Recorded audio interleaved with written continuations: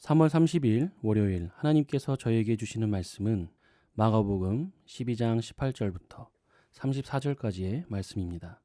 마가복음 12장 18절에서 34절까지의 말씀을 드라마 바이블로 함께 듣고 보시겠습니다. 부활이 없다 하는 사두개인들이 예수께 와서 물어 이르되, 선생님이여, 모세가 우리에게 써주기를 어떤 사람의 형이 자식이 없이 아내를 두고 죽으면 그 동생이 그 아내를 취하여 형을 위하여 상속자를 세울지니라 하였나이다. 칠형제가 있었는데 마지가 아내를 취하였다가 상속자가 없이 죽고, 둘째도 그 여자를 취하였다가 상속자가 없이 죽고, 셋째도 그렇게 하여 일곱이 다 상속자가 없었고 최후의 여자도 죽었나이다. 일곱 사람이 다 그를 아내로 취하였으니 부활 때 곧 그들이 살아날 때 그 중에 누구의 아내가 되리이까? 너희가 성경도 하나님의 능력도 알지 못함으로 오해함이 아니냐.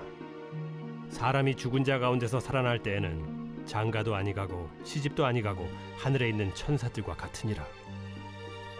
죽은 자가 살아난다는 것을 말할진대 너희가 모세의 책 중 가시나무 떨기에 관한 글에 하나님께서 모세에게 이르시되 나는 아브라함의 하나님이요 이삭의 하나님이요 야곱의 하나님이로라 하신 말씀을 읽어보지 못하였느냐. 하나님은 죽은 자의 하나님이 아니요 산 자의 하나님이시라. 너희가 크게 오해하였도다.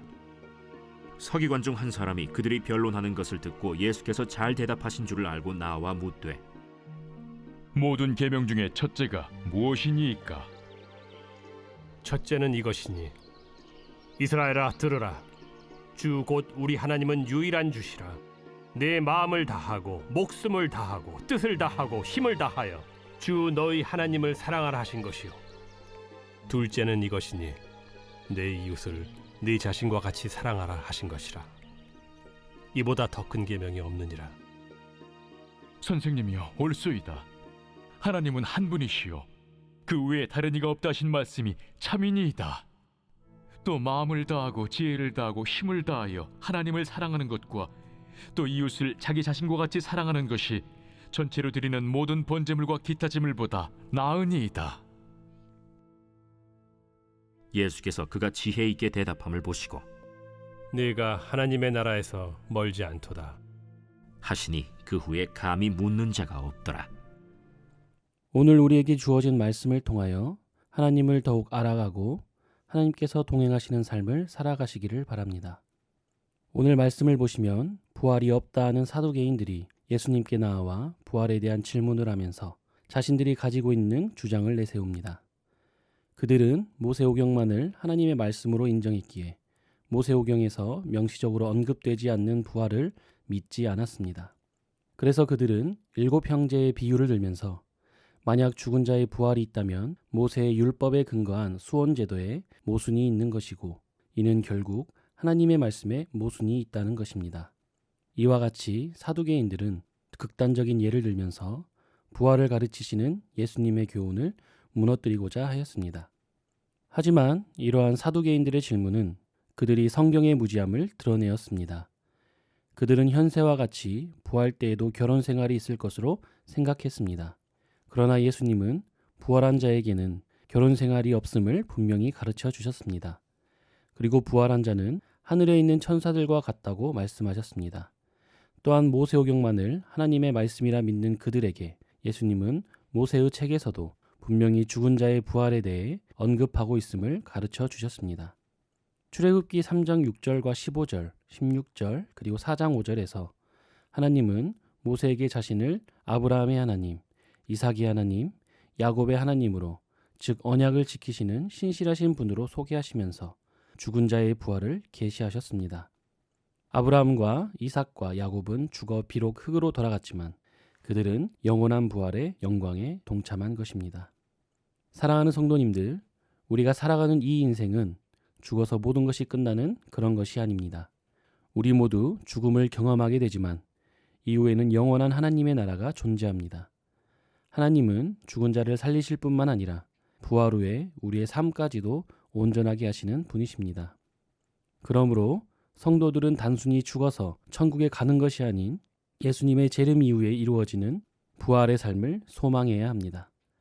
다시 말해 하나님께서 우리의 성화를 완성시키시고 이 땅을 온전히 회복시키셔서 하나님의 통치가 오롯이 실현되는 하나님의 나라가 우리의 소망이라는 것입니다.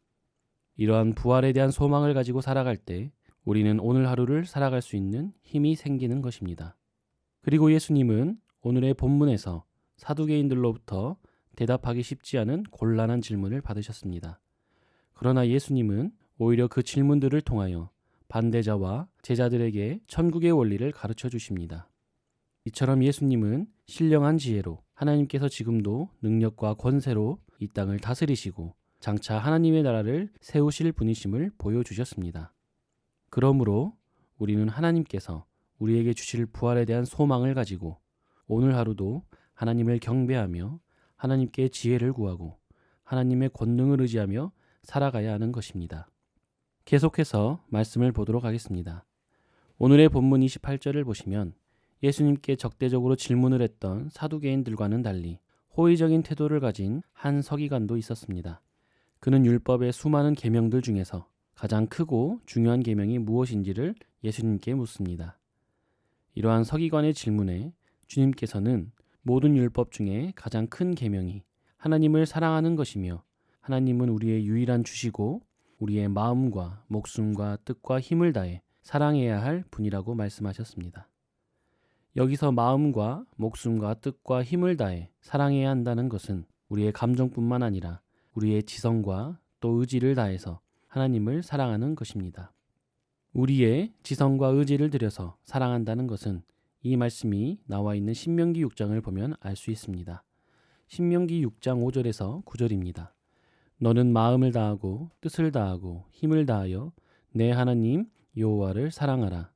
오늘 내가 내게 명하는 이 말씀을 너는 마음에 새기고 내 자녀에게 부지런히 가르치며 집에 앉았을 때에든지 길을 갈 때에든지 누워 있을 때에든지 일어날 때에든지 이 말씀을 강론할 것이며 너는 또 그것을 내 손목에 매어 기호를 삼으며 내 미간에 붙여 표로 삼고 또 내 집 문설주와 바깥문에 기록할지니라.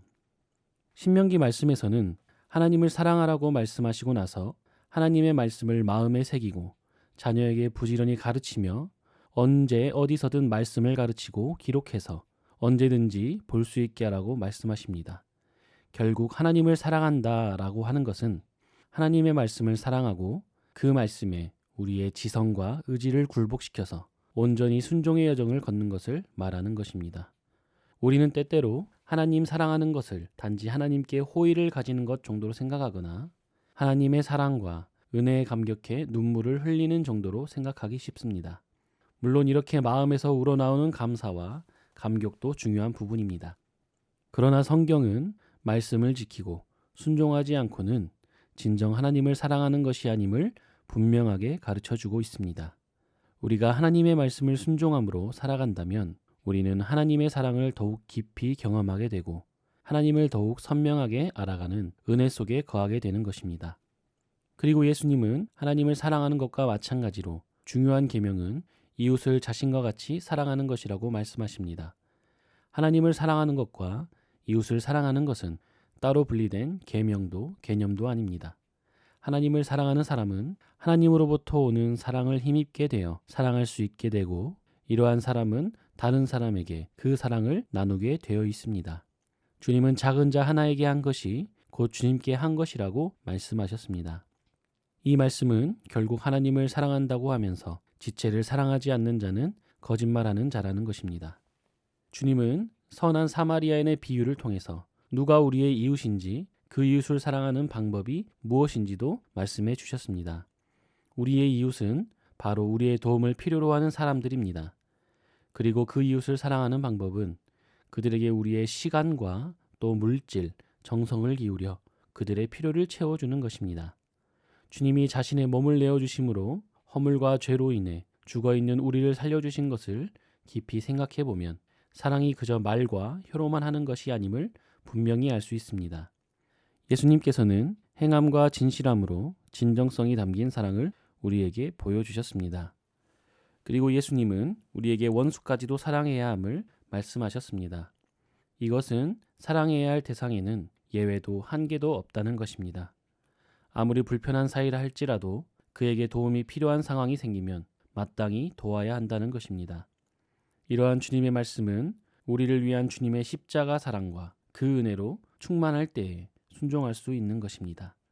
이러한 주님의 사랑에 충만하여 순종함으로 그분의 사랑을 나누는 우리가 되길 소망합니다.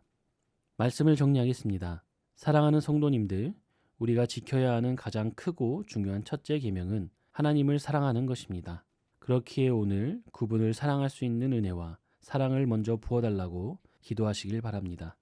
더 나아가 어떤 한계와 제한도 두지 않고 도움을 필요로 하는 사람에게 십자가로부터 받은 그 놀라운 은혜와 사랑을 돌려주는 것이 바로 주님이 우리에게 가르쳐 주신 사랑인 것입니다. 오늘의 말씀을 기억하며 함께 기도하도록 하겠습니다.